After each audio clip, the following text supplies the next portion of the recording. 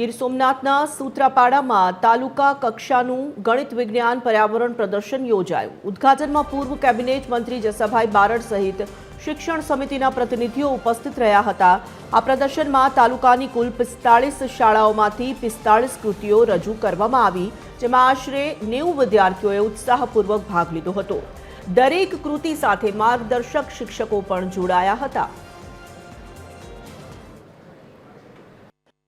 आज रोज तालुका कक्षाનું ગણિત વિજ્ઞાન પ્રદર્શનનું જ્યારે આયોજન કરવાની વાત થઈ ત્યારે ટીપીઓ કચેરી અને બીઆરસી ભવન દ્વારા અમારી શાળાને